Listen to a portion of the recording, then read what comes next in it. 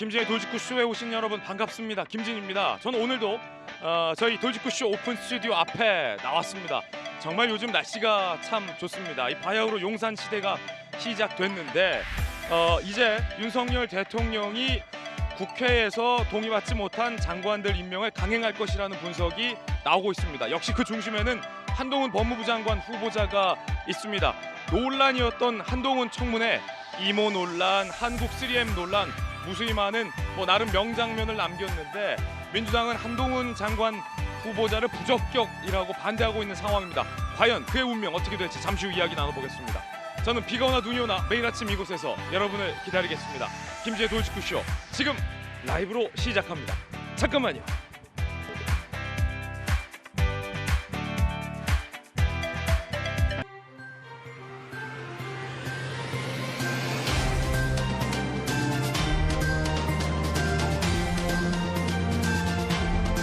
신문 읽어준 남자입니다. 우리 시청자 여러분께서는 한동훈 장관 후보자 청문회 어떻게 평가하십니까? 여야의 평가는 극명하게 달랐습니다. 윤호중 비대위원장은 한동훈 후보자가 문재인, 이재명 두 분에 대한 보복 수사 의지가 확고하다라고 비판했고 이제 여당이 된 국민의힘에서는 낯술 먹은 청문회냐 샤우팅이다라는 혹독한 비판의 목소리를 내놓았습니다. 잠시 후에 그 뜨거운 평가 이야기 나눠보겠고요. 민주당에서 장관 후보자 다수를 부적격 판단 내린 가운데 윤석열 대통령의 임명 강행 반격이 시작됐다라는 얘기도 정치권에서 흘러나옵니다. 잠시 후에 이야기 나눠보겠습니다. 오늘 조간신문 4가지 키워드 꼽아봤습니다. 먼저 첫 번째 키워드부터 공개하겠습니다. 첫 번째 키워드는 바로 속도전. 오늘 동아일보 이면이 쓰고 있는 기사인데 속도전, 속도가 생명이다 이겁니다. 함께 보시죠. 당정, 자영업자 차등업체 최소 600만 원 지급하겠다, 공약대로 지급하겠다라고 속도전을 밝혔습니다. 대선 공약 후퇴한 거 아니냐라는 논란이 잠시 일었지만 바로 밝힌 겁니다. 공약대로 최소 600만 원 지급하겠다.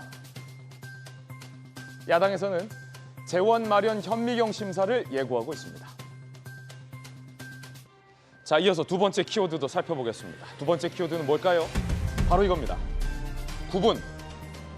한국일보 이면이 쓰고 있는 기사인데 9분. 무엇 하는 데 걸린 시간일까요? 함께 보시죠. 서초 대통령 자택에서 용산 집무실까지 출퇴근 시간 9분. 굉장히 짧은 시간이었어요. 큰 혼잡도 없었습니다. 사진 보시면 김건희 여사가 편안한 사복 차림에 반려견 2마리와 함께 남편인 윤석열 대통령을 배웅하는 모습도 목격됐습니다. 잠시 후에 살펴보겠습니다.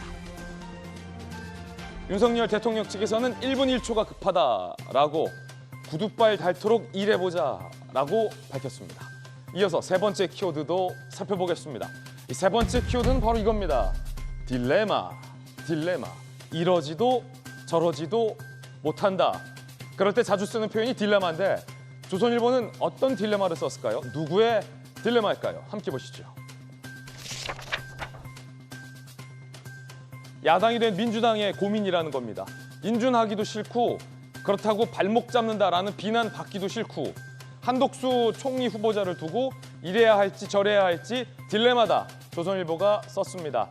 당 일각에서는 초대 총리를 강제로 낙마시키면은 목리 부린다는 이미지를 뒤집어 쓴다라는 우려도 민주당 내부에서 나오고 있다라고 쓰고 있습니다. 지방선거를 앞두고 역풍 불까 우려가 나오고 있다는 겁니다. 지도부의 방침도 뚜렷하지 않다라는 일각의 비판의 목소리도 나오고 있습니다. 이어서 다음 키워드 살펴보겠습니다. 네 번째 키워드는 바로 이겁니다. 집회. 한겨레 신문 구면이 주목하고 있는 집회는 어디서 열린 집회일까요? 새롭게 시작되는 용산 집무실 앞에 집회 자유 열리나 한겨레 신문 기사입니다. 법원은 집무실 앞 행진이 가능하다라고 판단을 했습니다. 집무실과 관저가 다르다라는 논리인데 어떤 논리인지 잠시 후에 상세히 살펴보겠습니다. 윤석열 대통령이 참모들과 첫 회의를 가졌는데 굉장히 프리스타일 회의를 열었다고 합니다. 어떤 모습인지 지금 공개하겠습니다. 신문 읽어준 남자였습니다.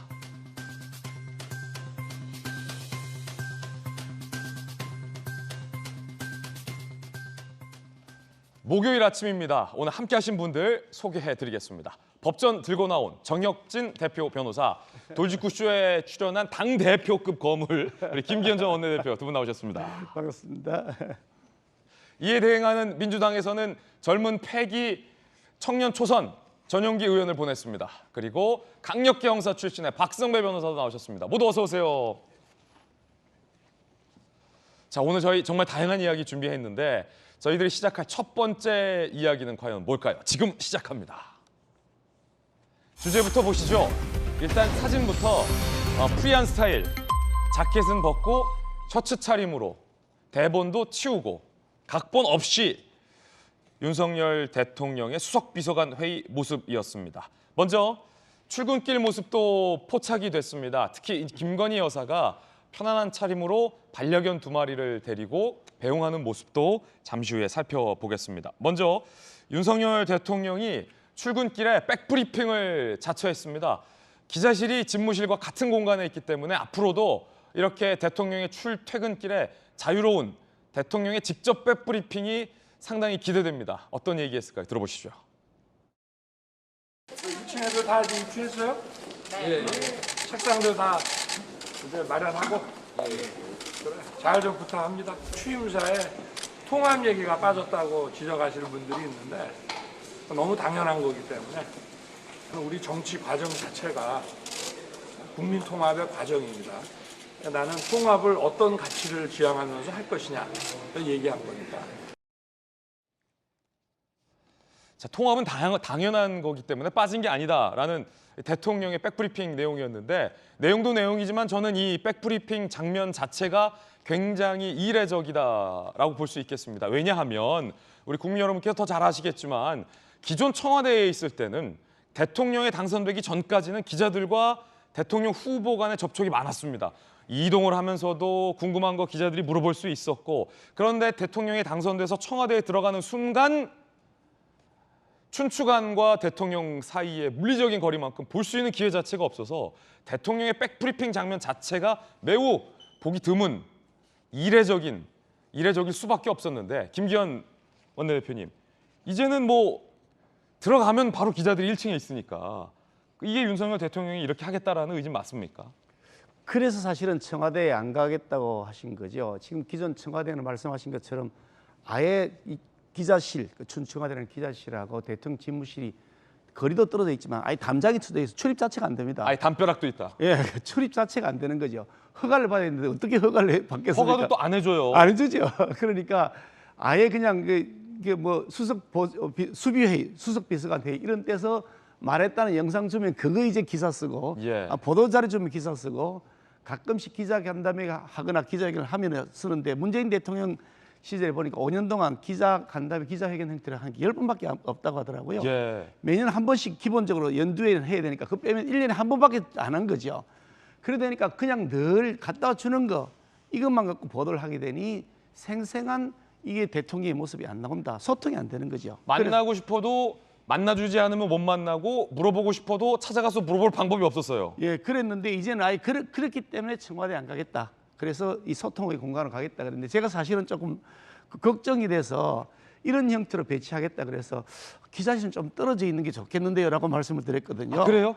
기자실 너무 가까이 있으면 계속 귀찮게 하시니까. 아니 너무하네. 실망입니다. 아니 기자실을 멀리 하라니. 수시로 찾아오고 수시로 예. 그냥 뭐 가는 사람 붙잡고서 막 마이크를 들이대니까 예. 그랬는데 그런데 대통령 그 당선인 시절이었습니다. 음. 당선인 시절에 대통령께서 나 그렇게 안 하겠다.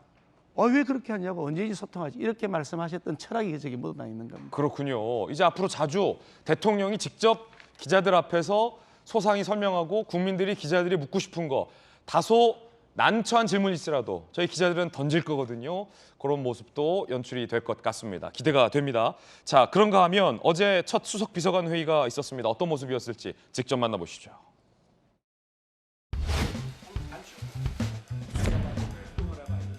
이 테이블도 조금 어색한데 저하고 같이 하는 회의는 이제 프리스타일로 오늘 하루만 이렇게 풀단에서 좀 찍는 거로 하고 그냥 편하게 하십시다. 그래 뭐 오늘 뭐 찍는다니까. 근데 이거 다음부터 이런 거 없어 이제. 대통령이 참모들하고 회의하는데 이거는 무슨 요식 절차에 따라 가지고 한다는 것 자체가 굉장히 좀 비효율적이고 좀 어색하다는 겁니다. 여기 써준 거에는 뭐 첫 번째 수석 비서관 회의를 시작하겠습니다. 무슨 뭐 법정 개정하는 것도 아니고.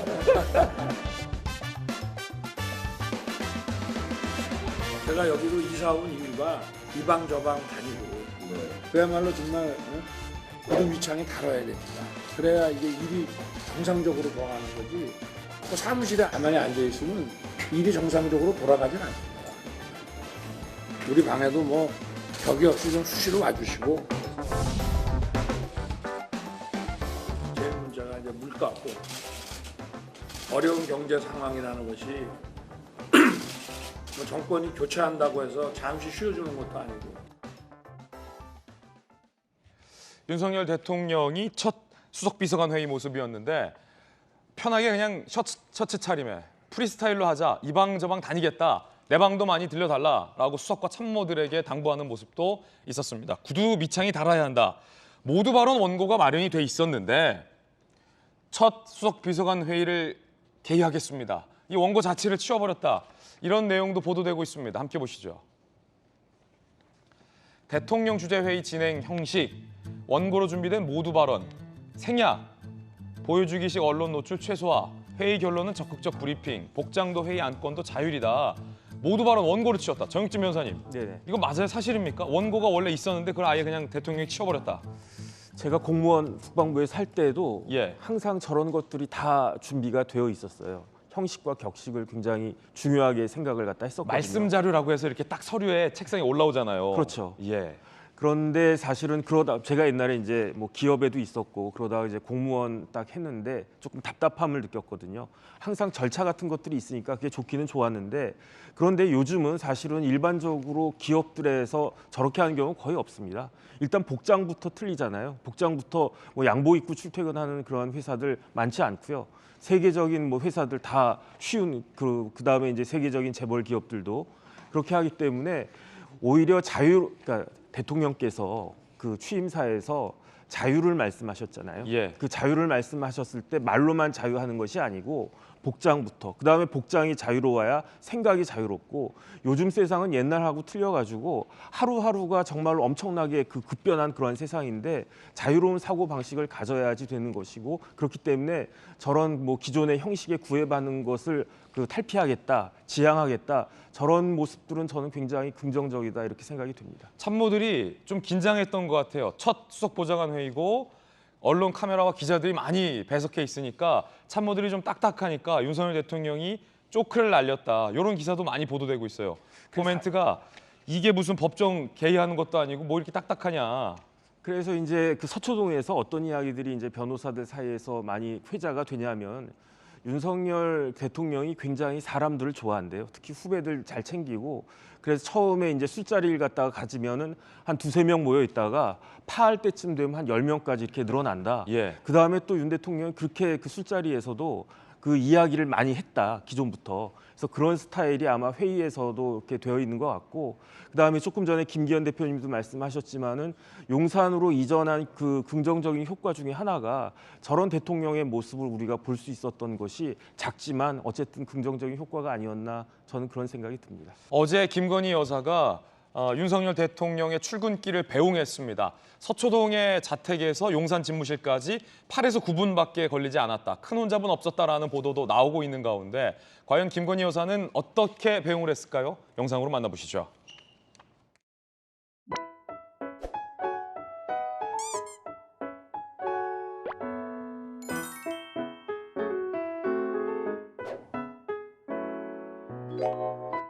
아마 출근하자.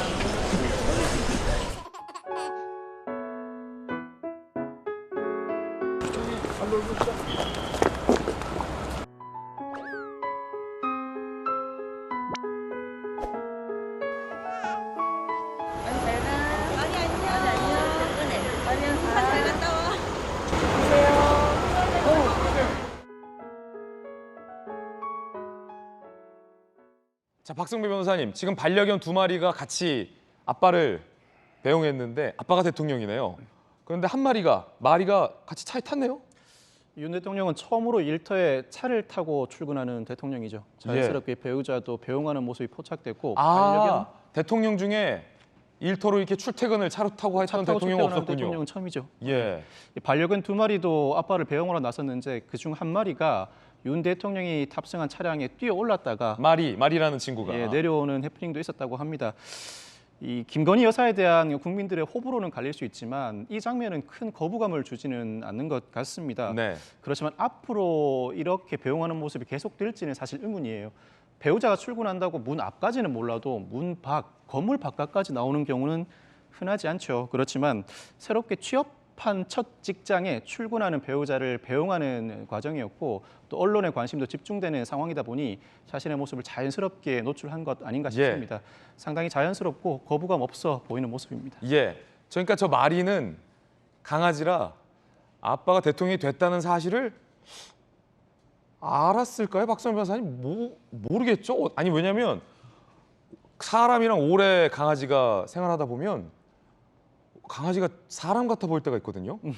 아빠가 하는 말 다 알아듣고 네네. 저도 어릴 적 강아지를 키워서 근데 뭔가 하여튼 우리 아빠가 뭔가 중요한 사람이 됐다 뭐 이런 걸 좀 감지해서 올라탔을까요? 하여튼 궁금하긴 하네요. 제가 반려견을 키우지는 않습니다만 그 정도는 눈치채지 않았을까 싶어요. 아, 눈치채는군요. 대통령까지는 몰라도 상당한 변화가 있죠. 자신을 둘러싼 환경의 변화가 사람들이 굉장히 많이 몰리고 그쵸. 일상적으로 어디를 바깥에 나가려고 해도 따라오는 사람들이 있단 말입니다. 그렇죠. 그 정도면 상황의 변화가 생겼구나. 우리 가족들에게 중대한 상황 변화가 생겼구나. 나도 이 상황에서 어떻게 대처해야 좋을지 나름대로의 판단을 하고 있을 것 같습니다. 이 현상이 계속 지속되다 보면 이 반려견들도 이 상황에 익숙해지면서 자연스럽게 국민들에게 노출되는 빈도도 더 늘어나지 않을까 싶습니다. 야, 이거 어떤 질문에도 박성민 변호사님은 합리적으로 잘 대답을 해주시는 것 같아요. 이 출근길 사실은 우리 시민분들도 많이 좀 염려하신 분들도 계셨을 텐데 오늘 보도에 따르면 큰 혼란은 다행히 없었다라고 합니다. 9분, 8에서 9분 굉장히 빠른 시간에 출근이 가능했다고 하죠, 대통령이. 8시 22분경 서초동 사저에서 출발을 해서 8시 31분경 용산 미군기지 13번 게이트에 도착했으니 9분, 7km 9분. 괜찮네요. 퇴근 시간도 9분. 경찰, 순간적인 우회 통제만 했다. 시간과 통제 방법 조정해가며 시민 불편 최소화 대비 중이다. 경찰이 지혜를 좀 발휘한 것 같습니다. 그러니까 길게 오랫동안 잡아놓는 게 아니라 지나갈 그 타이밍에 맞춰서 순간적으로 잡아놨다가 순간적으로 푸는 교통통제 방법을 경찰이 실행을 했다, 성공했다라는 얘기도 나오고 있습니다. 김건희 여사 얘기 나와서 어제 정치권에서 작은 해프닝이라면 해프닝일 수 있고 논란이라면 논란이 됐던 사진 한 장이 있습니다. 윤호중 비대위원장, 민주당 윤호중 비대위원장이 그간 이 김건희 여사에 대해서 많은 비판을 했었는데 이 사진 한 장 때문에 지지자들에게 뭐 나름 문매를 맞았다고 합니다. 시달렸다고 합니다. 이 사진인데 김건희 여사와 만찬장에서 윤호중 비대위원장이 환담을 나누는 장면인데 제가 볼 때는 문제가 없어 보이는데 즐거운 분위기 속에서 야당의 비대위원장과 영부인이 이렇게 유쾌하게 대화를 나누는 모습. 글쎄요. 윤호중 비대위원장이 뭘 잘못했는지 제 눈에는 잘 보이지 않는데 강성 지지자들에게는 달랐던 모양입니다. 뭐 윤호중 비대위원장의 SNS나 당원 게시판에 뭐 좋아 죽는다, 입이 귀에 걸렸네, 뭐 공천 이렇게 하고 김건희 여사 앞에서 웃음이 나오나, 문재인 대통령 배웅조차 안 하고 뭐 즐거웠냐, 뭐 이런 비판 여론이 굉장히 많이 윤호중 비대위원장에게 쏟아지고 있다고 합니다. 급기야 민주당 부대변인을 맡았던 이경 대변인도 그렇게 해맑게 웃을 필요까지 있었을까? 지지했던 분들을 배려해서라도 조금만 조심해 주었다면이라고 당의 대변인을 했었던 이경 전 대변인이 비대위원장을 비판하는 지경까지 이르렀습니다. 윤호중 비대위원장이 줄곧 김건희 여사에 대해서 비판을 해왔었던 건 맞습니다. 여러분은 어떻게 생각하십니까? 직책도 없는 후보 부인이 캠프 인사, 언론 관리, 집권 후 계획까지 서슴없이 말하는 모습에서 예비 최순실의 모습을 봤습니다. 주가 조작, 논문 표절, 학력 경력 위조 의혹에 휩싸여 있다면 국제사회에 어떻게 얼굴을 들고 정상적인 영부인 외교를 할 수 있겠습니까? 조민 씨에게 적용된 관점에서 보면 김건희 씨는 당장 구속되어야 마땅할 것입니다.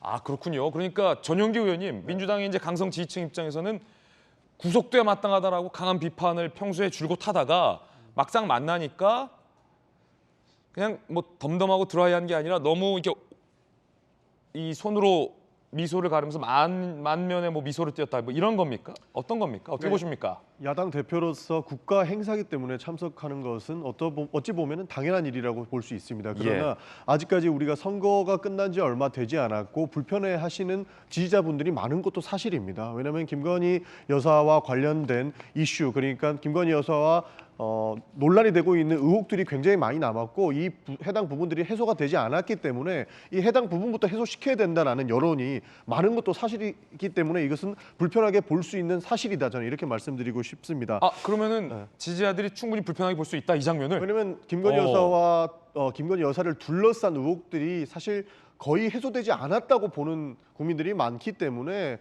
이 해당 장면을 보고 윤호중 비대위원장과 김건희 여사 간의 기류가 어찌 보면 불편해하시는 분도 있을 것이다. 저는 그렇게 보고 있거든요. 그렇기 때문에 저는 윤석열 대통령께서 더 통합의 정치를 보여주셔야 할 때다. 지금은 그 국민들을 갈라놓는 뭐 반지성주의라든지 그런 단어 쓸 때가 아니고 통합의 정치를 보여주셔야 지금 갈라져 있는 국민 여론을 한 곳으로 모을 수 있다 이런 말씀드리고 싶습니다. 그렇군요. 윤호중 비대위원장의 저 모습이 이제 당을 지지하는 지지층 입장에서는 충분히 불편할 수 있다라는 전윤기 의원의 발언이었습니다.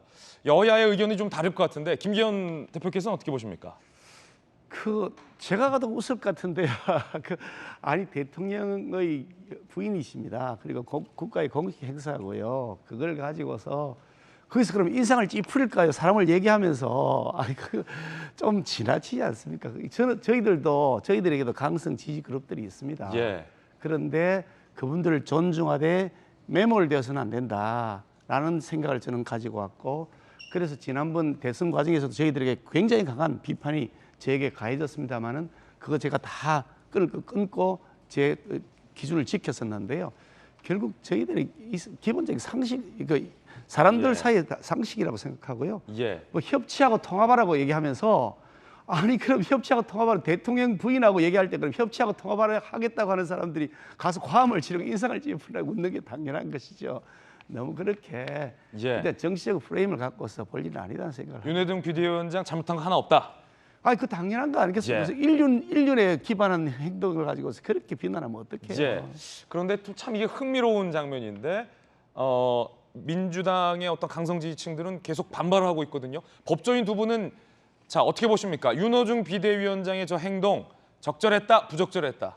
정혁진 변호사님. 저는 당연하게 행동하신 것이다라고 문제 없다? 생각하는 게, 예를 들어서 몇 년 전에 김기현 대표님 당대표 하실 때 김정숙 여사 만났을 때 그때 막 그 뚱한 표정 짓고 원내대표 때 그러면 보기가 좋겠습니까? 그 당은 당이고 그다음 객관적으로 그다음 우리나라 그 대표를 우리나라의 대통령 부인으로서 갖춰줘야 될 그런 예의 같은 것들이 있는 것이 아닌가 그런 생각이 들어서 오히려 저런 부분들에 대해서 그렇게까지 이야기할 그런 사항은 저는 아니지 않나 싶습니다. 박승훈 변호사님은요? 저도 특별한 문제는 없어 보입니다. 정치적 공방이나 수사를 받아야 한다는 요구와 별개로 사람을 대할 때는 그 시간과 장소에 걸맞는 예의와 격식을 차리는 게 당연하다고 보여집니다. 또 저 사진 자체가 한순간의 모습이기 때문에 파안대소한다는 듯한 모습이 일정 시간 지속됐다고 보기도 상당히 어려워 보여서 윤호중 비대위원장 입장에서는 다소 억울할 수 있겠다는 생각이 듭니다. 그렇지만 민주당을 지지하는 지지층 입장에서는 다소 불편할 수도 있다. 양측의 입장이 모두 다 이해되는 사안 같습니다. 그렇군요. 전용기 의원님. 아까 이제 강성 지지자들의 입장을 설명해 주셨잖아요. 그래도 당 비대위원장 해명도 좀 해주셔야 되는 거 아닙니까? 네, 윤호중 비대위원장은 그 순간이 사진으로 포착이 된 것이다라고 해명을 했습니다. 그러니까 그 인간적인 모습과 당의 지도부로서 해야 될 모습은 정확하게 나눠져 있는데 해당 모습은 순간이 포착되어 있는 사건이다 이렇게 말씀을 해주시고 계십니다. 예. 저희가 조금 더 원하는 것은 결국에는 인간적인 모습과 이제 공과 사가 구분돼야 된다는 것인데요. 지금까지 우리 윤석열 대통령이 검찰총장 시절에 보여주셨던 모습이 살아있는 권력에 대한 수사였기 때문에 충분히 이 공과 사를 구분할 필요가 있다. 그래서 통합의 정치를 실현시켜 주실 것을 저는 당부드립니다. 예, 오늘 윤석열 대통령이 소상공인을 위해서 카드를 꺼내 들 것이다라는 관측도 나옵니다. 어떤 카드일까요? 함께 보시죠. 코로나가 길어지면서 소상공인들 얼마나 힘드셨습니까? 오늘 임시 국무회의 소집하고 추경안 편성 의결 예정입니다. 당정 협의했죠? 자영업자 소상공인 370만 명에게 1인당 최소 660만 원씩 지급하겠다, 공약 지키겠다, 33점 플러스 알파가 될 전망이다라는 보도도 나오고 있습니다. 네, 잠시 후에 국무회의 관련된 뉴스 속보가 나오면 저희가 전달을 해드리겠습니다. 이번엔 저희가 준비한 두 번째 이야기로 이어지는데요. 국무회의도 국무회의지만 윤석열 대통령과 윤석열 정부에게 있어서 아직 가장 먼저 해결해야 할 것은 장관 임명입니다. 총리 임명입니다. 총리도 아직 국회에서 임명 동의가 안 된 상황이죠. 그 이야기 시작하겠습니다. 마플카드로 외교장관, 행안장관 임명 강행할 수 있다는 얘기도 나오고 있고 한동훈 내정자 건은 일단 홀드하고 있는데 언제든지 강행할 수 있다는 기류도 나오고 있고 앞서서 소개한 신문 기사에 따르면 민주당 내부에서 한덕수 총리에 대해서 딜레마를 겪고 있다는 관측 보도도 나오고 있는 그런 다양한 상황입니다. 그 가운데 총리도 통과 안 되고 법무장관도 통과 안 되고 상당히 많은 장관들이 통과 안 된 가운데 여당의 이준석 대표는 이렇게 얘기했습니다. 들어보시죠. 지금 내각 인선이 제대로 지금 안 되고 있는데 누구의 잘못입니까? 민주당이죠. 예. 우선 총리는 통과시켜줘야 될 거 아닙니까? 오히려 민주당 정부에서 총리 지내신 분들을 저희가 다시 선임한 거는 여소야대 상황 속에서 민주당에 대한 배려 의지도 있는 거거든요.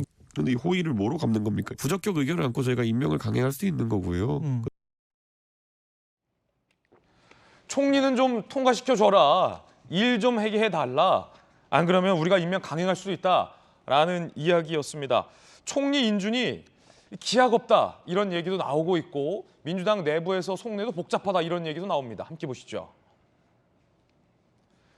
총리가 이 임명이 돼야 인준이 돼야 총리가 장관 후보자를 제청해서 착착착 뭔가 일이 진행되는데 현재 총리가 공석이란 말이죠. 오늘 윤석열 대통령이 급한 대로 외교장관 후보자, 외교부 장관하고 행안부 장관, 가장 일을 해야 할 장관 2명 임명을 할 가능성이 제기되고 있습니다. 여권 측에서는 한미 정상회담 당장 코앞인데 장관은 있어야 되지 않냐? 추경해서 소상공인 지원해야 되는데 장관은 있어야 국무회의에 참석하지 않냐? 임명이 시급하다는 얘기 나오고 있습니다. 민주당에선 한동훈 청문회에서 자초한 실수 때문에 헛발질 논란이 있었죠. 이모. 다른 장관 임명 강행 반대할 명분이 약해졌다는 얘기도 나오고 있는 그런 상황입니다. 김기현 대표님, 오늘 일단 급한 대로 살림은 해야 되니까 한미 정상회담 코앞이니까 외교부 장관하고 행안부 장관 임명 강행합니까? 당장 지금 미국 대통령이 내한하는 것이 지금 열흘도 채 안 남았습니다. 그렇죠. 일주일 남짓 남았는데요. 당장 외교부 장관이 준비도 해야 되고 사전에 어젠다 세팅과 그에 대한 조율도 해야 되고요. 또 질서와 또 경비 문제도 행안부 장관이 해야 되는 필수적인 자리죠. 그러니까 하루빨리 공백을 메꿔야 된다는 생각이 외교부 장관 하죠. 박진 후보자에 대해서는 민주당이 동의를 안 해준 겁니까? 박진도 마찬가지고 이상민도 마찬가지고 이사청문회 다 마쳤는데 청문 보고서 채택을 지금 안 하겠다는 겁니다.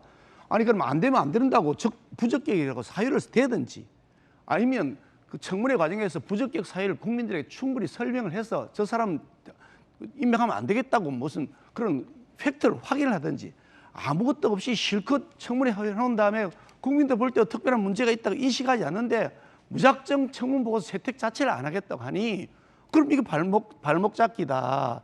새 정부가 출발도 못하게 한다. 출발 시켜놓고 잘하는지 못하는지 나중에 평가해야지. 출발 못하게 해놓고 이러면 국정마비되면 전부 국민만 손해 아닙니까? 그러니 이런 형태로 더 이상 좀 안 하셨으면 좋겠다. 이게 반대를 위한 반대지 이게 정상적인 야당이라 할 수가 있습니까? 전윤기 의원님, 네. 외교행안 장관 청문 채택 안 했어요. 그 이유가 있습니까, 민주당에서? 그러니까 발목 잡을 거면 7명도 청문 보고서를 채택을 안 했겠죠.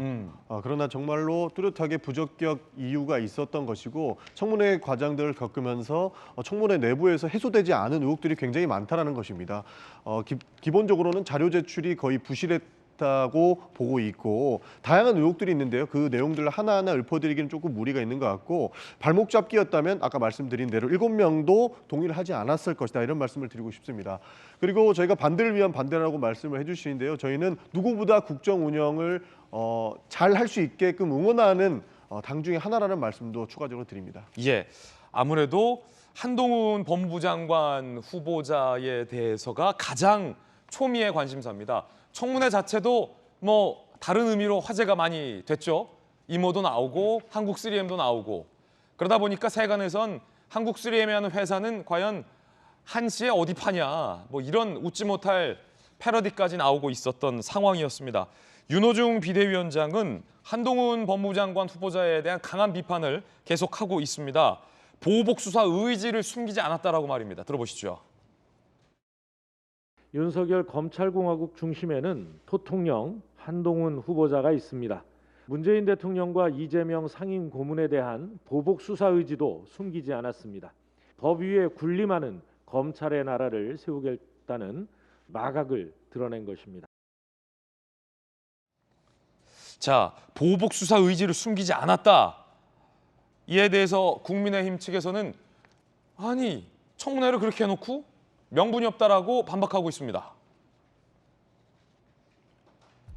국민의힘 법사위 일동 우리 돌직구쇼 멤버 전주혜 의원도 저기 들어가 있죠. 조국 수사 반감과 감정적 두려움이 앞서 명분 없는 한동훈 보이콧 이어가고 있다. 오히려 근거 없는 의혹 제기로 청문회에서 정치 희화화시켜서 국민의 빈축만 샀다라고 비판을 하고 있습니다. 여야의 목소리 한번 직접 들어볼까요? 국민의힘의 권성동 원내대표와 여기 나온 김기현 전 원내대표의 비판입니다. 민주당은 한동훈 후보자에게 부적격 낙인을 찍으면서 청문보고서 채택을 거부했습니다. 그러나 정작 자격이 의심스러운 공직자는 민주당 의원들이었습니다. 민주당이 한 후보자를 향해 조국 사태의 분풀이를 하고 있기 때문에 이런 실수를 하는 것입니다. 후보자가 성실하게 자료 제출에 임했음에도 민주당이 이유 없이 퇴장하거나 낮술에 취한 것 같은 고압적 샤우팅, 이모 국회의원의 출연, 3M 장면과 국회의원 등장 등으로 부끄럽게도 국회 인사청문회를 개콘으로 희화화시켰습니다. 잠시 후에 박홍구 원내대표와 박주민 의원의 의견도 준비가 되어 있는데 당사자가 나오셨으니까 김기현 원내대표님 고함 샤우팅, 이모 출연 또 뭐였죠? 3M 한국 3M 장명 한시성을 가진 국3M을 장명한 거죠. 예. 그래 그 사람 이름이 국3M입니다. 이름이 국3M이다. 한 땡땡의 이름을 알고 보니까 국3M이었는데. 그러니까 이렇게 청문을 해놓고 명분 없이 한동훈 장관 임명을 반대하는 것은 부당하다 이런 말씀이시죠? 그 인터넷 댓글에 보니까 그래서 개콘이 요즘 인기가 없다. 이게 훨씬 더 재밌다. 뭐 이렇게 댓글이 붙여져 있는데 지금 언론들 통해서 이 발표가 이게 평가가 되고 있지 않습니까? 민주당 완패했다. 그러니까 이 청문회 과정에서 한동훈 후보자가 옳은 것이냐 아니면 민주당 주장이 옳은 것이냐에 대해서 국민적 심판을 받았는데 민주당이 완패했다. 시합을 해서 졌잖아요. 경기에서 졌잖아요. 그러면 졌다고 승복을 해야지. 저놓고서도 내가 이겼으니까 당신은 자격 없어. 당신이 패한 거야 라고 우기면 제가 하도 그래서 어느 방송에 나가서 그렇게 주장하시려면 지구를 떠나셔야 되겠다. 제가 그렇게 말씀드렸는데. 지구를 떠나라고 했어요? 그 말이 안 돼. 시합을 해서 졌으면 졌다 그래야지. 저놓고 이겼다는 게 어디 있습니까 세상에. 예. 한동훈 보이콧은 거둬야 된다. 한동훈 후보자에 대해서 결격 사유가 도대체 뭐지? 하나도 저는 발견한 게 없습니다. 예. 한동훈 후보자가 장관을 못해야 될 이유가 뭐가 있습니까? 박범계 장관 형사 피고인 재판을 받고 있는 피고인인데 장관을 시켰습니다. 후보자실에 피고인이었죠. 세상에 재판받고 있는 형사 피고인을 법무부 장관으로 시킨 장관이 아무 흠결도 찾아내지 못하고 완패한 그 인사청문회 결과를 듣고서 자격이 없다고 우기니 이게 도대체 뭐냐. 아니 낯짝이 좀 있으셔라. 그 말씀을 잘 드리고 싶은 게 제 솔직한 심정입니다. 예, 김기현 전 원내대표 말씀 들었습니다. 이번에 민주당의 박홍근 원내대표와 박주민 의원 이야기도 들어보죠. 법사위원 중에서 사실을 좀 잘못 착각하고 질문한 일부 부분이 있습니다. 그럼에도 불구하고 본질은 바뀌지 않습니다. 한동훈 후보자는 공정과 정의에 가장 어울리지 않는 인사입니다. 준비가 좀 부족했다라는 평가 들을 수도 있다고 생각합니다. 그런데 전반적으로 한동훈 후보자가 자료를 거의 내지 않았다는 사실, 낸 답변도 거의 한 줄짜리였어요. 자, 2명 야당 의원들은 또 반박하고 있습니다. 한동훈 후보자가 자료를 너무 안 냈다. 자, 전영기 의원님. 네. 그 민주당 의원들 입장에서는 뭐 이렇게 강한 불만을 표출할 수 있지만 그 이모를 이모로 헷갈린 거와 네네. 한국 3M을 한동훈 장관 딸로 오인한 게 네. 한동훈 장관 후보자가 자료를 부실하게 냈기 때문에 그분들이 착각한 게 아니잖아요. 그러니까 착각과 실수는 어느 정도 일부 있었다고 인정을 하고 있는 것이고요. 예. 뭐 한국 3M 같은 경우에도 한국 3M에서 뭐 지원을 했지만 한동훈 후보자의 자녀가 소속돼 있는 봉사단체가 있었다라는 네. 그런 보도도 있었기 때문에 충분히 연관성이 있었던 것이고 이것을 청문회 과정 중에서 한동훈 후보자가 어느 정도 해명을 했다라고 볼 수는 있습니다. 그러나 다양한 자료를 내지 않은 것은 명백합니다. 그러니까 자료가 없습니다. 뭐 자료를 개인정보기 때문에 낼 수 없습니다라고 해놓고 자료를 우리는 냈다라고 큰 소리 치고 있는 국면인 것이죠. 그러니까 해당 부분을 보고 저희가 어떤 자료를 보고 후보자를 어떻게 검증할 수 있느냐 이런 질문을 안 할 수가 없는 것입니다. 그리고 한동훈 후보자는 모든 의혹들이 청문회에서 해소됐다고 이야기를 하고 있지만 본인 이 후보자 자녀가 논문을 학술지에 게시했다는 거죠. 많은 사람들이 피땀 흘려서 논문을 쓰고 그것을 학술지에 게재하는 것은 학자로서의 굉장한 명예를 누리는 것과 같은데 고등학생이 논문을 쓰고 학술지에 게재를 했다는 거예요. 그리고 이것은 나는 입시에 쓰지 않을 것이니까 문제가 없다라고 얘기하고 있습니다. 입시에 안 쓸 것인데 왜 돈을 주고 다른 사람한테 시켜서 논문을 쓰게 만들었다는 것인지 명확하게 근거가 없는 얘기를 하고 있는 것입니다.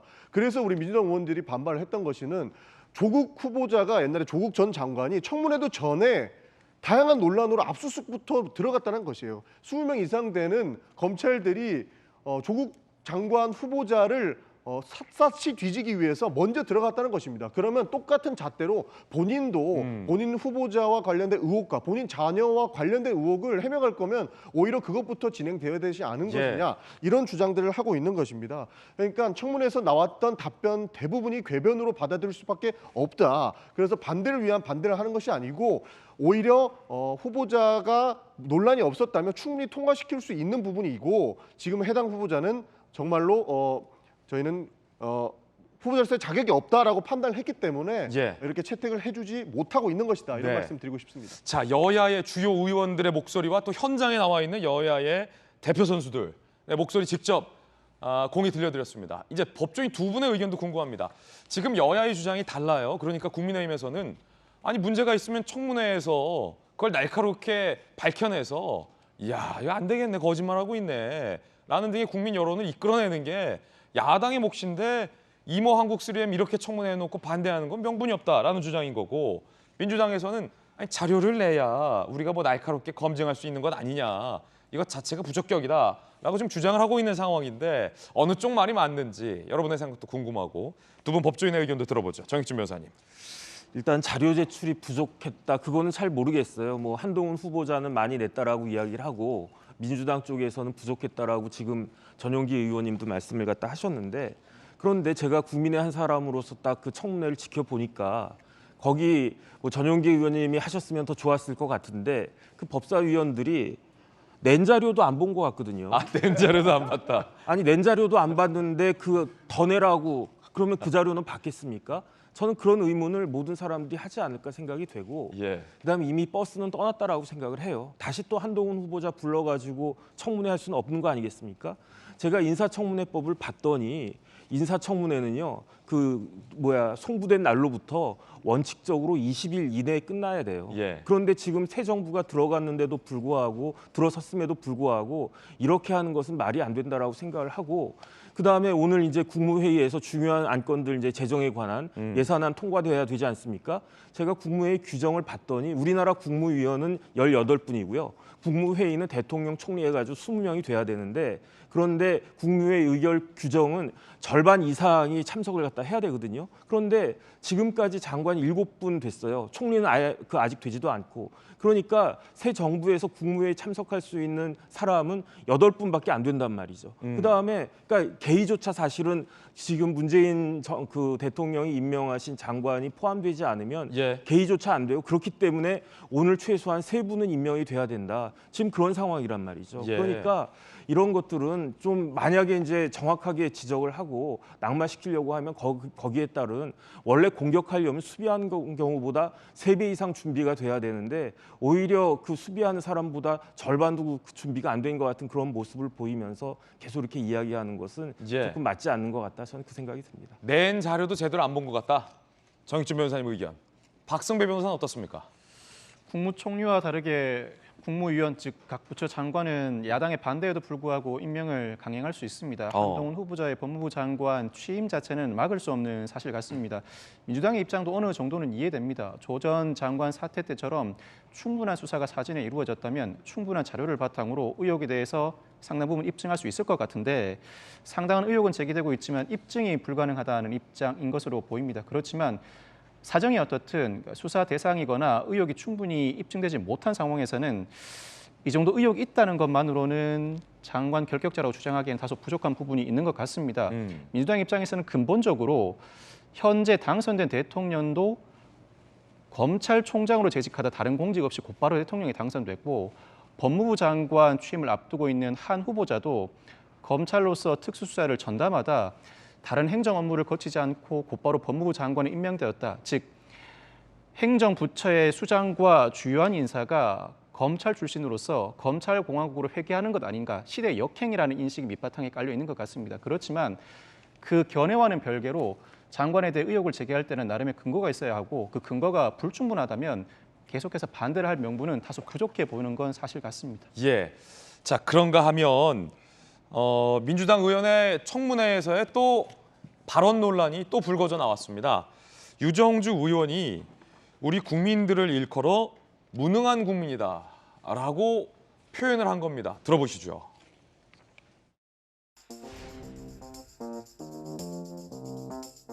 윤석열 대통령과 새 정부가 여가부를 이랬다 저랬다 하는 동안에 여가부에서는 어떤 기획도 어떤 프로젝트 소신 있게 진행할 수 없을 겁니다. 후보자님, 당장 내년도 예산 편성 시 신규 사업 편성할 수 있겠습니까? 지금 같은 상황에서 준비 안 된 무능한 국민에게 이건 고통입니다.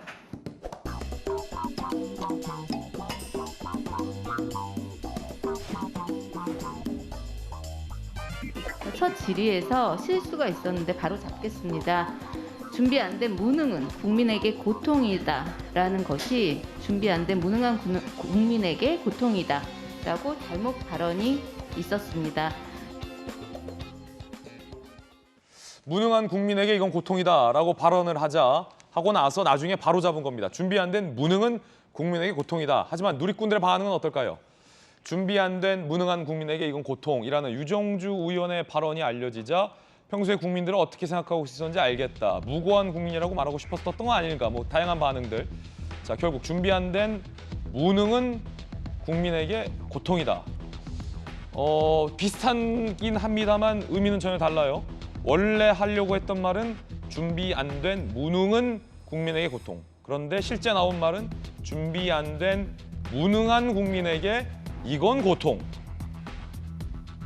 여야 두 분 의견 들어보죠. 김기현 대표님. 명확하게 본인이 국민이 준비 안 돼 있는 무능한 국민이라고 얘기한 것이 맞기 때문에 나중에 이건을 끼워 넣어가지고 이렇게 저렇게 말하는 것은 별로 그렇게 바람직하지 않는 변명이다. 솔직하게 자기 잘못이라고 시인하는 것이 맞지 그걸 그렇게 변명하는 건 적절하지 않다고 생각하는데요. 말 몇 마디 가지고서 그렇게 너무 그렇게 정치 공세를 하는 것도 사실 그렇게 썩 바람직하지 않다고 봅니다. 그런데 제가 저 기사를 보면서 느꼈던 것은 아마도 이게 좀 전에 우리 정익준 변호사님이 제출한 자료도 안 보고 청문회 나온 것 같다 이렇게 말씀하셨는데 어떤 저 경우 같은 경우는 제출된 자료를 안 본 정도를 넘어서서 준비된 질문 원고도 안 보고 나와서 현장에서 읽은 것 같다 그런 생각이 들 정도로 참 무성의하다. 그러니까 국민들이 염장 지르는 저런 발언이 나오지 않겠냐 생각하는데요. 그냥 꼭 본인의 심정이 그러지는 않았을 거라고 믿고 싶습니다. 예, 의도하지 않은 말실수겠지만 준비된 멘트를 조금 더 성심성의껏 준비했어야 된다라는 질타였습니다. 전윤교 의원님. 그러니까 말실수로 볼 수 있을 것입니다. 그러니까 뭐 원고를 읽고 오지 않았다라고 뭐 이렇게 말씀을 해주시긴 했는데요. 그건 아닌 것 같고요. 준비하는 과정 중에서, 그러니까 장관과 질의응답을 하는 과정 중에서 말실수로 한 것이다 이렇게 봐주시면 좋을 것 같습니다. 예. 윤석열 대통령이 조금 전 출근길에 아까 제가 말씀드렸잖아요. 대통령과 기자실이 같은 건물에 있기 때문에 기자들이 궁금한 건 출근길에 물어볼 수 있고 대통령이 또 프리하게 진솔하게 답변을 해주었습니다. 오늘도 조금 전에 대통령과 기자들 사이에 또 질의응답이 아주 자연스럽게 백브리핑으로 출근길에 이루어졌습니다. 이건 지지하는 정당을 떠나서 이념 여부를 떠나서 바람직한 장면입니다. 오늘 기자들이 물은 질문은 바로 그거죠. 장관 임명 강행하실 거냐. 대통령의 답변은 뭐였을까요? 조금 전 상황입니다. 대통령이 혹시 오늘 청문 보고서가 채택 안 된 장관도 임명하실 계획이 있으십니까?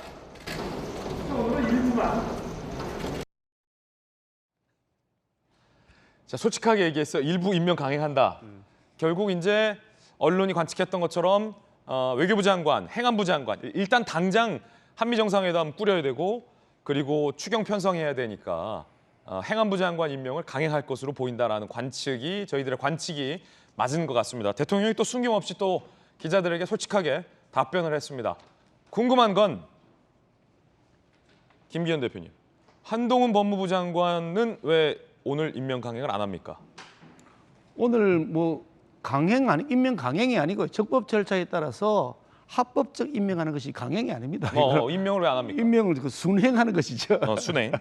그냥 적법 절차에 따라서 정상적으로 임명하는 겁니다. 근데 무슨 당장 지금 법무부 장관 후보자에 대한 임명도 필요하다면 해야 되겠죠. 근데 굳이 한꺼번에 다 할 필요는 없으니까 우선 급한 대로 하겠다는 의지가 아닌가 싶고요. 가급적이면 여야가 무리하게 자꾸 발목 잡게 하는 형태로 이렇게 전국이 가파르게 대치되면 결국 국민들에게 정치 전체에 대한 불신을 더 가중시키니 되는 거 안 되는 거 자꾸 억지로 하지 말고 되는 거나 되던 대로 하고 이래서 빨리 하는 게 좋고 특히 한덕수 후보자 같은 경우에는 총리 그렇죠. 총리 후보자 같은 경우는 아니 정의 민주당이 반대하고 싶으면 표결해서 반대하면 되잖아요. 왜 안건 상정 자체를 반대합니까? 그 뭐 온갖 뭐 날치기 법들은 막 쪼개기 하고 회기 뭐 단축하고 뭐 온갖 시간 바꾸고 막 이렇게 해서 처리하더니 아니 정상적인 절차를 다 거쳐서 상정해야 될 것이 성숙되어 있는 인준안은 왜 상정 자체를 안 합니까? 이렇게 그때그때 내 입맛에 맞춰서 국회를 운영해서는 안 된다. 정상적으로 상정하시고 정의 사회가 뭐 자기들은 반대했다면 민주당이 반대하시면 되는데 국민들 보실 때 과연 그것이 합리적인 것인지 적절한 것인지 그 민주당이 책임져야 될 겁니다. 예, 전윤교 의원님. 그러니까 국회에서 청문 보고서가 채택이 안 됐을 때 장관을 임명하는 것이 강행이다라고 강하게 비판했던 것이 국민의힘입니다. 근데 그 모습을 지금 아마 보여주시는 것 같은데요. 사실 그 청문회에서 그리고 공직 후보자의 검증 과정에서 국민들의 눈높이에 맞추는 것은 당연하다고 이것은 누구나 다 동의할 수 있을 것이라고 봅니다. 그러나 그 잣대, 그 공직 후보자의 검증의 기준을 누가 올렸느냐? 저는 그것은 윤석열 지금 대통령이라고 생각을 하는 것이죠. 본인이 생각하는 공정과 상식에 지금 한동훈 후보자라든지 지금 저희가 부적격을 내리려고 하는 5명의 후보자가 부합을 하는지 이것은 국민들이 판단을 해주실 거라고 보고 있고요. 사실 자료는 정말로 안 내고 있고 자료가 없습니다. 개인정보 때문에 안 됩니다. 라고 하는 것도 자료 제출했다고 이야기하고 있기 때문에 이것은 국민들의 눈을 속이는 행위다. 이렇게 보고 말씀드리고 싶습니다. 그리고 그 한덕수 총리와 관련돼서는요.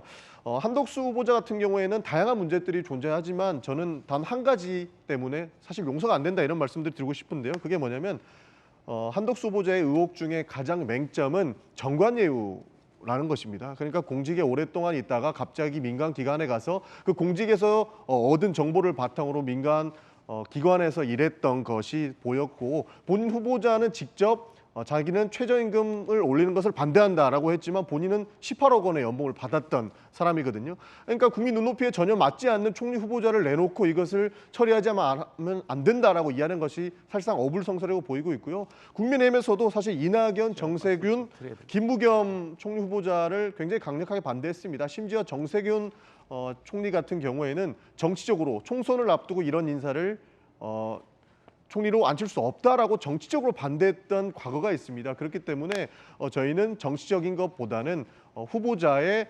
자질, 이것 때문에 한덕수 후보자를 총리 임명에 사실상 반대하고 있는 것이 아닌가, 저는 그렇게 보고 있습니다. 예, 민주당 전용기 의원 입장 들으셨고요. 고 전관 예우다 아니다는 여야가 지금 논박을 벌이고 있는 이슈이기 때문에 김기현 원내대표의 입장도 한번 들어보죠. 전관 예우 말씀하시는데 이 그 한덕수 후보자의 경우에는 이미 그 노무현 DJ 노무현을 거치면서 부총리 총리하실 때부터 이미 전관 예우를 다 받았던 분입니다. 그러니까 그 세 사람들 자기들이 임명할 때는 괜찮다 그러고 우리가 그 전 정권이 인사를 임명하겠다 그러는데 안 되겠다 그러면 그 정말 기준이 왔다 갔다 이중적인 기준이고요. 좀 전에 그 뭐 국민들의 의사를 이제 말씀하셨던데. 한덕수 후보자를 총리로 인준해야 된다는 것이 압도적으로 여론조사에서 높게 나옵니다. 국민 의지가 이미 확인되어 있는데 민주당 몇몇 의원들이 반대한다고 해서 그 상정 자체를 못하게 한다고 말이 안 되고요. 제가 여러 차례 말씀하신데 제가 참았습니다만은 하도 말씀을 자주 반복해서 제가 반박의 말씀 좀 드려야 되겠는데 자료 제출 안 한다고 얘기하시는데요. 터무니없는 얘기입니다. 한덕수 후보자에게 어떤 자료 제출하는지 아세요? 30년, 40년 전에 돌아가신 부모 재산 자료를 제출하랍니다. 자기가 공무원이 되고 사무관으로 임명되고 나서 한 수십 년 됐겠죠. 수십 년 동안의 각종 예금 자료나 이 자금 자료를 다 내라 그런다면 세상에 이게 무슨 자료 제출 요구입니까? 이게 뭡니까 지금? 알겠습니다. 이런 식으로 해놓고 자료 제출 안 한다고요. 민주당이야말로 진짜 자료 제출을 안 하는 후보자들 수없이 많이 통과되어서 갔습니다. 예, 자 여야의 다양한 의견들 함께 전해드리고 있습니다. 생생한 오늘 김진의 돌직구 쇼라고 볼 수 있겠고요.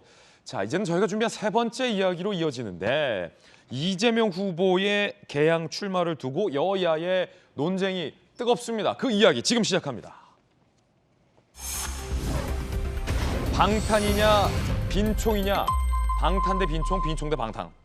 권성동 원내대표가 이재명 후보의 출마를 두고 방탄쫓기다 이렇게 비판을 했습니다. 그러자 이재명 후보는 방탄하는데 빈총 안 두렵다 이렇게 맞받아쳤습니다. 들어보시죠. 이재명 전 경기지사의 인천 개항을 출마 선언은 한마디로 검찰 수사로부터의 도망입니다.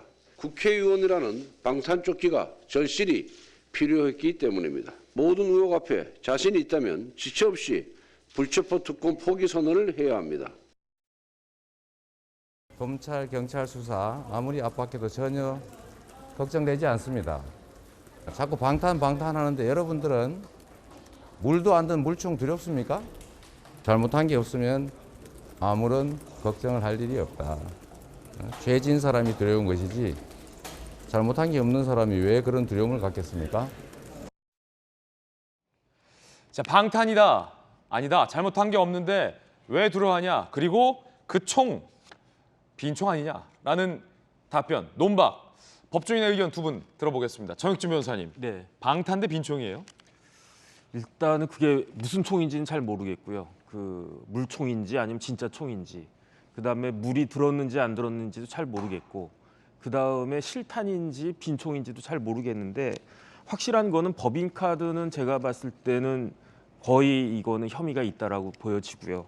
그다음에 이제 이게 그 법인카드 일단 저 좀 그 두 가지니까 나눠 보면은 법인카드 관련해서는 이게 중요한 것이 업무상 배임은 제가 봤을 때 확실한데, 근데 중요한 건 뭐냐면 이게 국고 손실죄까지 갈 정도로 금액이 커질 수 있느냐, 그게 관건이고요.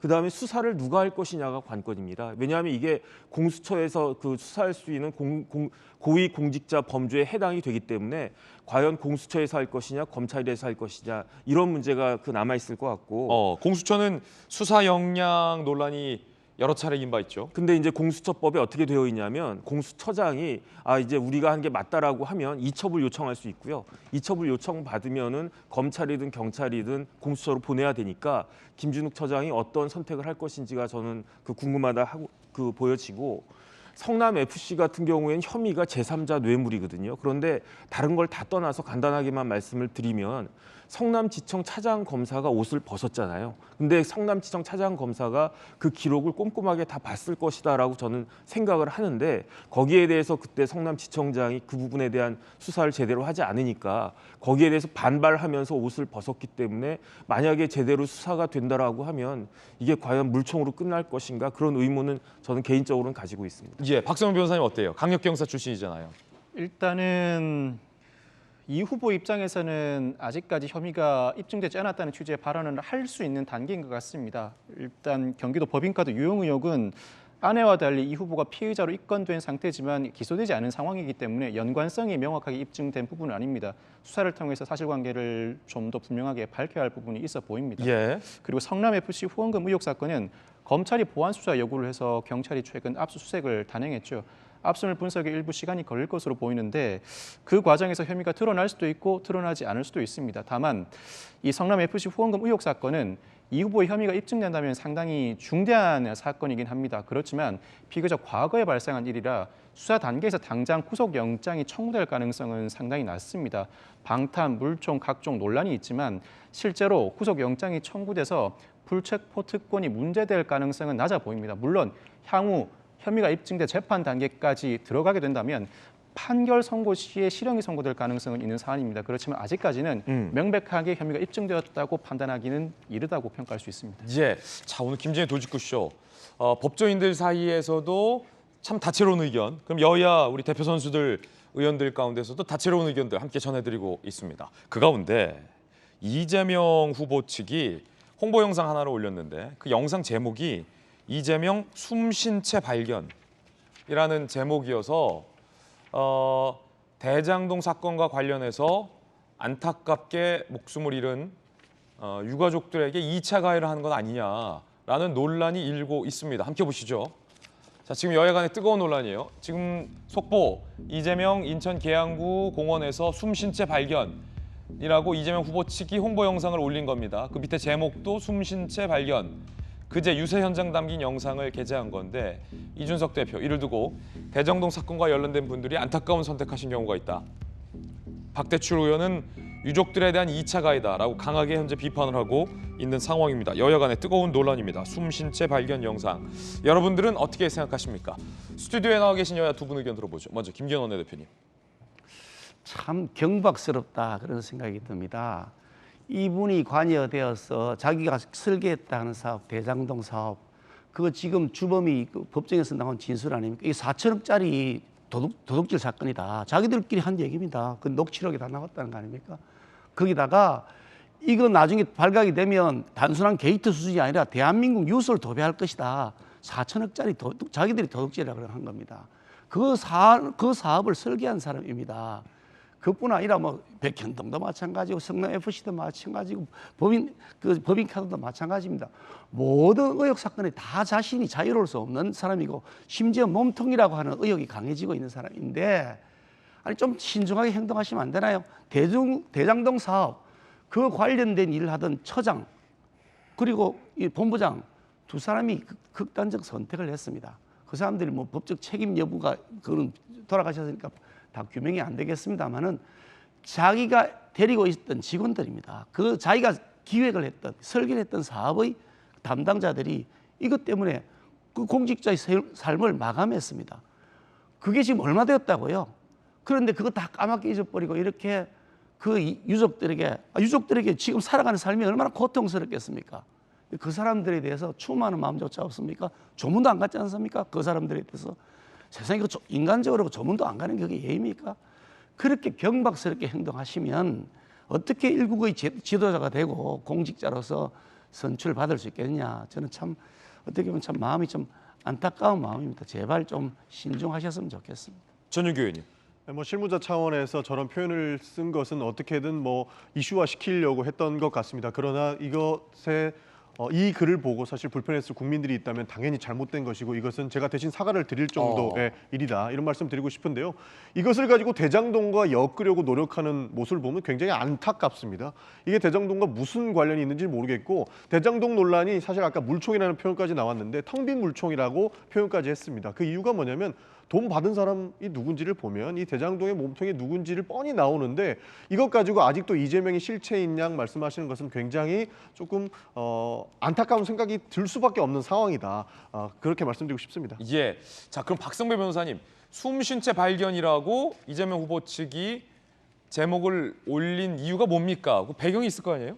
이 숨쉰 채 발견이라는 용어는 인터넷에서 흔히 쓰이는 용어입니다. 오랫동안 잠적해 있다가 드디어 나타났을 때 숨쉰 채 발견되었다는 표현을 씁니다. 이 표현을 재미있게 이 유튜브 영상에도 제목으로 게시를 한 것 같은데 나름대로는 실무자가 재미있게 이목을 끌기 위해 제목을 쓴 것 같아 보이긴 합니다만 그러니까 이재명 어디 안 죽었다, 살아있다, 여전하다 뭐 이런 뜻이군요. 인터넷에서 흔히 쓰이는 용어입니다. 그렇지만 그와 무관하게 사실관계를 떠나서 상당히 가슴 아파하는 유족들은 분명히 존재합니다. 그들이 오해를 충분히 할 수 있고 숨쉰 채 발견이라는 용어 자체가 인터넷에서는 널리 쓰이긴 합니다만 숨지지 않고 발견되었다는 의미도 당연히 내포되어 있습니다. 그렇다면 누군가에게는 가슴 아픈 언사일 수 있습니다. 앞으로 이 후보 측이 상당히 조심해야 할 부분이라고 생각합니다. 예. 보통 이제 뉴스에서 안타까운 뉴스를 전했을 때 이제 숨진 채 발견이라는 용어를 쓰는데 이제 그거를 숨쉰 채 발견이라고 이렇게 비틀어서 한 건데 적절치 못했다. 뭐 전용기호는 대신 사과한다라는 발언까지 조금 전 했습니다. 자, 그런가 하면 박지현 민주당 비대위원장이 민주당 선대위 출범식에서 작심 발언을 했는데 몇몇 후보들을 의식한 듯 국민들에게 도대체 무엇으로 표 달라고 할지 민망하다. 이런 발언을 꺼내 들었는데 당 지도부가 그것도 선대위 출범식에서 국민들에게 표 달라고 하기 민망하다라는 작심 발언을 한 것 자체가 매우 이례적입니다.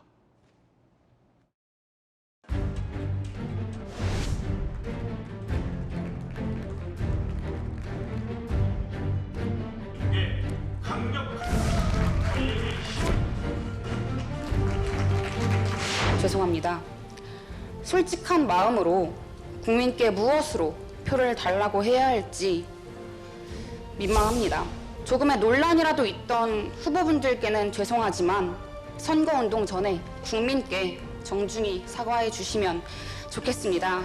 그렇게 해야 그나마 국민께서 마음을 열어주실 것입니다. 정혁준 변호사님, 어제 박지원 비대위원장은 선대위 출범식이고 통상 선대위 출범식은 으쌰, 으쌰, 야, 막 이런 건데 굉장히 이례적이에요. 어떤 의미로 저런 말을 했을까요? 일단 지금 그럴 분위기가 아닌 거죠. 대선이라고 하는 가장 큰 선거에서 패배를 했는데 이제 불과 이제 몇 달 만에 몇 달도 되지 않은 그런 상황에서 지방선거라고 하는 또 마찬가지로 큰 선거를 치러야 되니까 그러니까 그런 부분들을 마치 아무 일도 없었던 것처럼 뭐 이렇게 선대위 출범식을 하는 것은 저는 오히려 이상하다 그런 생각이 들고요. 그다음에 이제 박 위원장 같은 경우에 나이도 젊으시고 또 정치 경력도 별로 없다라고 많은 사람들이 알고 있는데 그럼에도 불구하고 굉장히 상식적인 이야기를 한 것이 아닌가. 오히려 지금 같은 민주당 그 분위기에서는 로우키로 가가지고 국민들의 마음을 얻으려고 하는 것이 훨씬 더 전략적으로도 그 맞는 것이 아닌가 저는 그런 생각을 합니다. 당내 반응 어떻습니까? 좀 불쾌하게 여기는 당내 반응도 있을 것 같기도 하고요. 충분히 뭐 찬반이 나뉘는 것 같습니다. 그러나 우리 상황을 한번 되돌아보는 역할에서는 충분히 저는 의미가 있다라고 보고 있습니다. 왜냐하면 과거를 생각하지 않고 미래로 나아가는 것은 국민께 오히려 더 잘못된 행동으로 빛을 줄 수 있기 때문에 이것을 한번 바로잡고 가는 것은 필요한 측면이기도 했다라는 말씀을 드리고 싶고요. 사실상 어떻게 보면 당연한 이야기도 했던 것입니다. 그러니까 논란이 있다면 그것은 국민께 사과를 하고 가는 것은 당연한 일이다. 그렇기 때문에 해당 후보자들도 그 논란에 대해서 국민들께 사과를 하고 앞으로 나아갈 비전을 제시해라라는 측면에서 박지원 비대위원장께 얘기해 주신 것인데요. 사실 이 부분은 우리가 우리 민주당을 쓴소리했던 분들께는 당연한 이야기가 될 수 있고 앞으로 미래 비전을 제시하는 것에 대해서는 누구보다 열정적으로 나아가라는 뜻이 내포되어 있기 때문에 저는 어느 정도 긍정적으로 본다 이런 말씀드리고 싶습니다. 예, 이번 지방선거는 국회의원 보궐선거도 함께 치러집니다. 그런데 이재명 후보도 인천 계양을, 안철수 후보도 분당갑에 출사표를 던진 만큼 이번 미니 재보궐선거가 거의 뭐 총선급이다 이런 얘기도 나오고 있습니다. 대진표도 속속 확정이 됐습니다. 함께 보시죠. 뜨거워졌어요. 인천 계양을 이재명 후보 대 윤영선 당협위원장, 경기 분당갑 안철수 후보 대 김병관 전 국회의원 대결이 확정이 되었죠. 그리고요.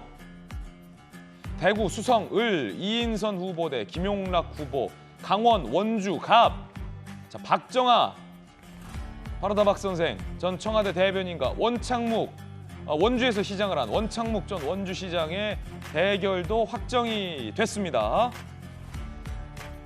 충남 보령 서천, 경남 창원 의창, 제주 제주을은 이제 국민의힘 후보자는 오늘 발표할 예정입니다. 분당갑에 출사표를 던진 안철수 후보가 어제 채널A 뉴스에 나와서 이렇게 얘기를 했습니다. 이재명 후보가 왜 인천으로 갔을까에 대해서 안철수 후보는 뭐라고 답변했을까요? 전혀 연고가 없는 인천으로 가는 거는 사실은 달아난 거죠. 그래서 저는 그 인천에 가서 출마하는 것 자체가 국민들이 보시기에 앞으로 대통령감으로 보지 않을 거다. 이재명 고문은 왜 인천 계양을을 선택했다고 보십니까? 아마도 저를 피해서 아니겠습니까? 안철수 후보의 생각, 한때 안철수의 생각이라는 저서도 있었잖아요. 안철수의 생각은 이재명 후보가 인천 계양을에 간 건 나를 피하고 싶어서 인천 계양을로 간 거다. 경기도 분당이 아니라 라고 이야기를 했습니다. 여야 두 분의 의견 들어보겠습니다. 맞냐 아니냐? 전윤기. 안철수 후보를 피해서 간 것은 아니고요. 이재명 후보는 이미 전국구 인지도를 가지고 있고 성남에서는 굉장한 성과를 냈던 분입니다. 그렇기 때문에 그 송영길 당대표였던 송영길 후보의 지역구인 인천 계양으로 가서 계양을 다시 한번 살리는 모습을 보이면서 전국구의 이미지를 한 번 더 쌓는 것이 저는 중요하다 그렇게 봤고, 당에서도 전략적으로 이재명 후보가 총괄 선대위원장을 맡으면서 이번 지방선거를 이끌어달라는 의미가 내포되어 있습니다. 안철수 후보가 두렵거나 피해서 간 건 아니다. 이미 그 김병관 후보가 오랫동안 지역에서 활동을 해왔기 때문에요. 그리고 IT 전문가로서 굉장한 역할을 해왔기 때문에 김병관 후보가 분당갑에 출마하는 것은 어찌 보면 당연한 처사였다 이런 말씀 드리고 싶습니다. 그렇군요. 김기현 대표님은요? 이재명 후보가 국회의원으로 가장 안방에 가서 가장 탄탄하게 확실하게 당선이 보장되는 지역에 가서 국회의원으로 출마하겠다는 것이야말로 정말 방탄조끼를 위한 목적이 확실하구나 그런 생각이 듭니다. 이 방탄조끼라는 말은 사실은 이재명 후보가 대선 과정에서 자기가 한 말하고 기반이 되어 있습니다. 내가 대선에 지면 내 감옥 갈 것 같다. 자기 입으로 그랬습니다. 감옥 갈 것 같다. 이제 대선에 졌고 감옥 갈 것 같아 보이죠. 그러니까 방탄조끼를 입어야 되겠다. 안전하게 당선될 수 있는 곳 계양에 가겠다. 이렇게 된 거죠. 그런데 저는 사실 이재명 후보를 이 계양에다가 국회의원으로 출마시킨 것은 민주당의 결정적인 패착이다. 이재명 후보가 당선이 되든 되지 않든 간에 민주당에게 앞으로 다시 민주당이 재생할 수 있는, 다시 부활할 수 있는 근거 자체를 이제는 아예 말살시켜버리는 화근이 될 것이다. 저는 그런 생각을 해서 민주당이 최악의 선택을 한 것이다. 국회의원 한석 되고 안 되고의 문제가 아니라 민주당이 국민들의 지지를 회복할 수 있는지 없는지 여부에 대한 중요한 바로미터가 되어서 두고두고 후회하실 것이다. 그런 말씀을 드립니다. 예, 두 분의 의견 들어봤습니다. 이번엔 저희가 준비한 다음 순서인데 뜨거운 소식 3가지 준비가 돼 있고 좀 깜짝 놀랄 만한 소식도 들어와 있습니다. 첫 번째 소식부터 공개하죠. 실루엣의 정체는 바로 누굴까요? 임은정 검사인데 임은정 검사가 심층 심사 대상에 올랐다. 부적격으로 판단되면 퇴출될 수 있다. 이런 얘기 나옵니다. 도대체 이게 무슨 얘기일까요? 법무부가 임은정 감찰 담당관 정기적으로 실시하는 적격 심사에서 심층 적격 심사 대상으로 분류가 됐다. 직무 능력이 낮다라고 판단할 때 진행된다고 합니다. 감사가 진행된다라는 보도가 나왔습니다. 그러니까 법무부가 보기에 임은정 검사가 법무부 감찰 담당관으로서 과연 직무 능력이 적절한지 여부를 좀 가려보겠다라는 절차에 돌입했다라는 것인데 이문정 검사가 최근 수년간 근무 평점이 최하위권이었다는 보도도 나옵니다. 심층 심사 대상으로 분류가 됐다. 2015년에도 요랬던 적이 있다.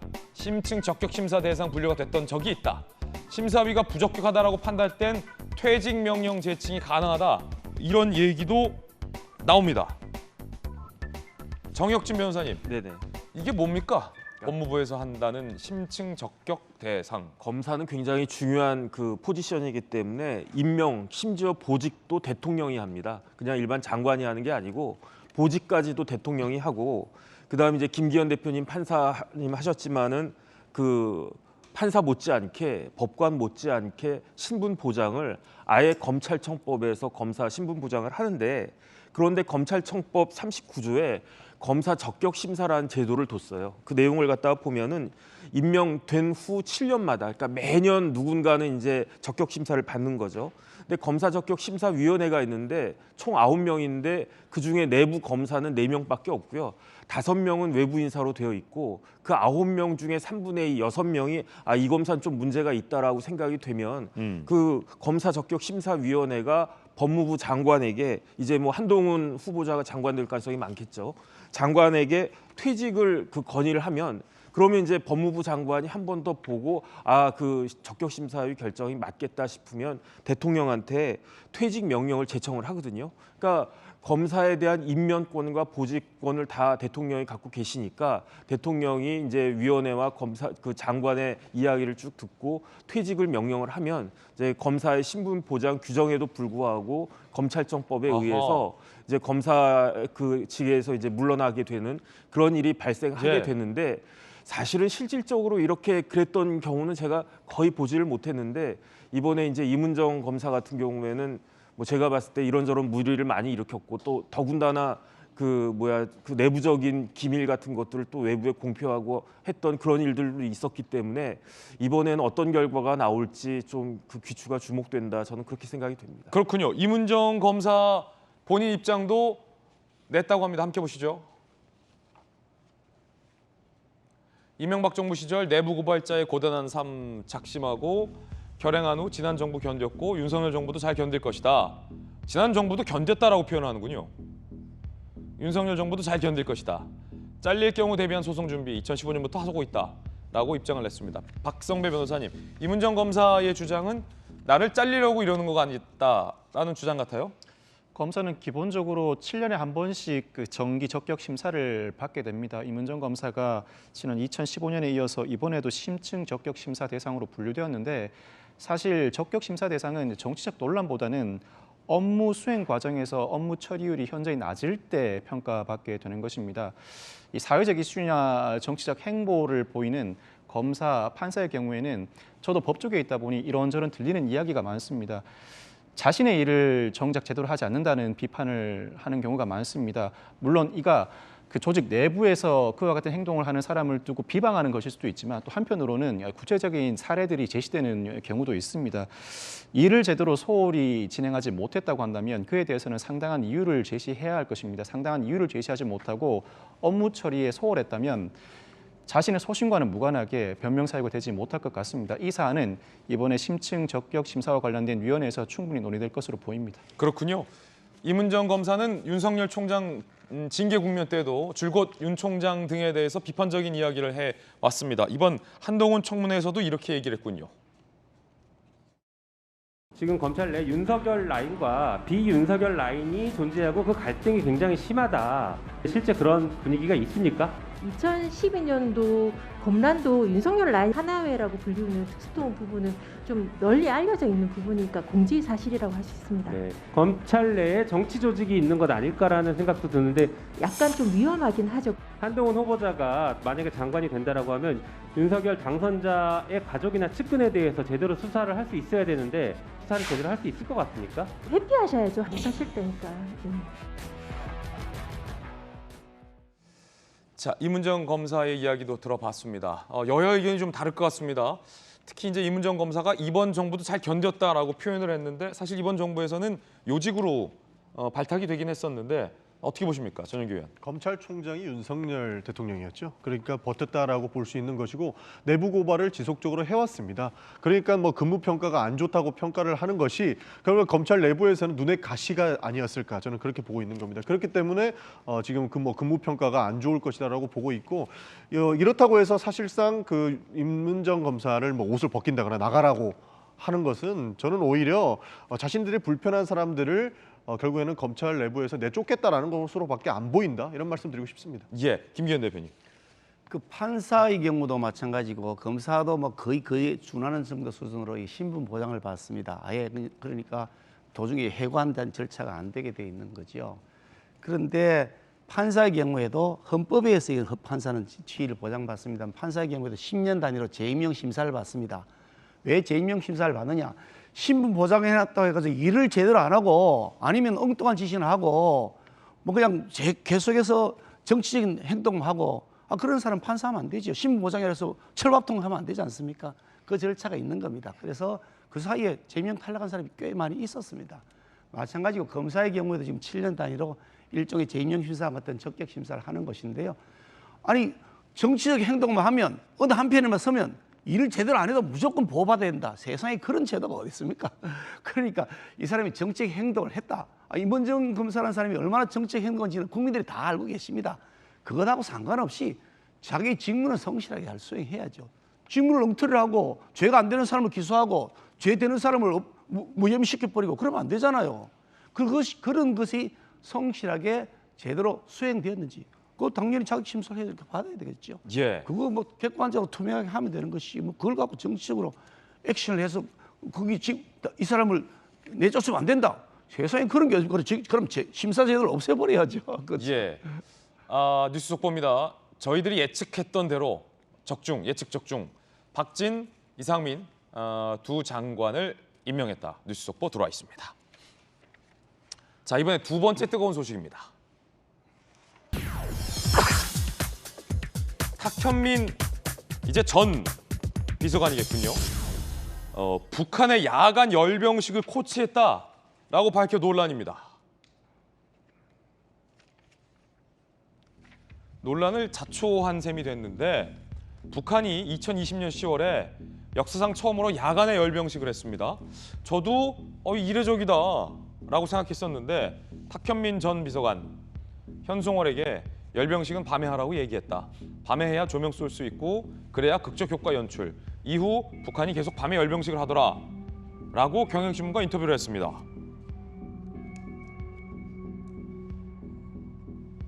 지난 3월 탑건 스타일 김정은이 ICBM 영상을 공개한 것과 관련해서도 탁현민 전 비서관의 주장은 내가 영향을 좀 주지 않았나라고 또 이야기를 했습니다. 북한의 열병식은 어찌 보면 본인들의 새 과시일 수 있지만 우리를 향한 국제사회를 향한 우리의 안전과 국제사회의 안전을 위협하는 무기들을 과시하는 행사입니다. ICBM 미사일 공개도 마찬가지고요. 이걸 청와대 비서관이 코칭을 했다? 여러분은 어떻게 보십니까?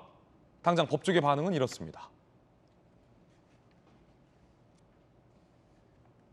자, 법조계 일부 반응들이 나오고 있는데 A 변호사는 북한군을 이롭게 할 의도까지 인터뷰에서 자백한 만큼 이적죄 국가보안법 강하게 비판하는 분도 있고 시민단체 중에서는 고발하는 그런 모습도 나왔습니다.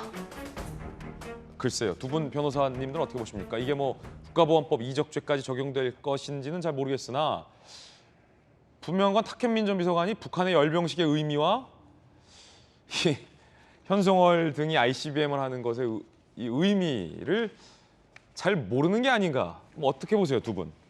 일단 저는 그 범죄까지는 되지 않을 거다. 왜냐하면 탁현민 비서관 이야기했다고 북한에서 그렇게 했겠습니까? 저는 그거는 오히려 좀 과대망상적인 이야기 아닌가 싶고 법을 갖다가 보면요. 이적죄가 있어요. 이적죄가 형법 한 90몇 조부터 쭈루룩 있는데 모병 이적죄 같은 경우 무기 아니면 사형입니다. 그다음에 이적죄 종류가 이렇게 있는데 시설 제공 이적죄도 있고 물건 제공 이적죄도 있고 그런 것에 포함되지 않은 일반적인 이적죄도 있는데 이적죄는 굉장히 형이 센 거기 때문에 그 인정이 되려면 사실은 상당한 그런 것들이 있어야 되는데 이 정도 가지고는 되지 않는다 싶은 생각은 드는데 그렇다고 하더라도 청와대 최측근의 대통령 최측근으로 있었던 사람이 저런 식으로 이야기를 하는 걸 보면 우리나라가 아직 종전도 되지 않고 아직도 휴전 중인데 굉장히 부적절하고 어떤 생각으로 청와대에서 그동안 근무를 했었는지 참 의문이 든다 이런 생각이 듭니다. 박승무 변호사님은요? 이 말을 전해들은 우리나라 국민들은 상당히 불편함을 느낄 수 있습니다. 왜 저런 발언을 공개하는지 선뜻 이해는 되지 않습니다. 그렇지만 저도 형사상 처벌까지는 쉽지 않아 보입니다. 국가보안법을 찾아봐도 이 행동이 잠입, 탈출, 금품 수수, 찬양, 고무, 회합, 통신, 편의 제공 어디에도 해당하지 않아 보이고 형법상 이적죄도 이 적국의 군사상 이익을 공유해야 합니다. 군사상 이익을 공유했다고 볼 여지도 있겠습니다만 연출을 담당하는 자로서 상대방 그 인사 중 연출에 관여할 수 있는 인사에게 이런저런 대화를 하는 과정에서 나온 말 이를 두고 적국의 군사상 이익을 공유할 의도가 있었다고 평가하기는 다소 어렵지 않을까. 더더군다나 이 국가보안법이나 형법상 일반 이적죄의 경우에는 일반적 행동의 자유를 제한하는 법률입니다. 엄격하게 해석하는 기조까지 감안해 본다면 형사처벌 대상까지는 쉽지 않아 보입니다만 그렇다고 해도 불편감을 느낄 수 있는 발언임은 분명해 보입니다. 주의가 요구되는 것 같습니다. 그래도 대통령의 지근거리에서 있었던 비서관인데 청와대 비서관인데 북한의 열병식을 어디 롯데월드 야간 퍼레이드 정도로 생각했던 건 아닌가라는 비판도 오늘 조간신문에 나오고 있습니다. 지난 남북 합동 공연도 탁현민 비서관과 현송월, 북한의 현송월이 합동으로 준비한 바 있었죠. 그때 영상 보시죠.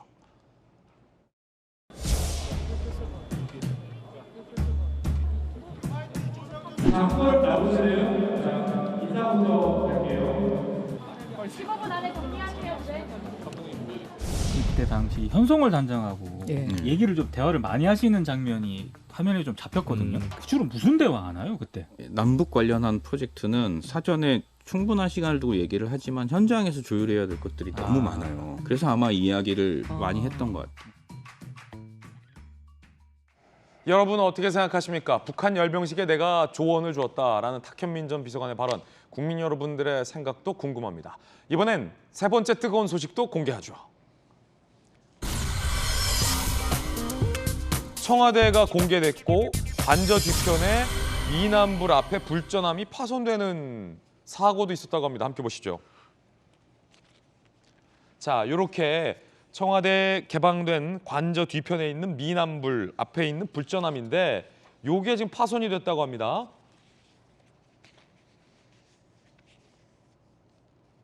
어떤 연유로 파손이 된 걸까요? 무슨 일이 있었는지 함께 보시죠.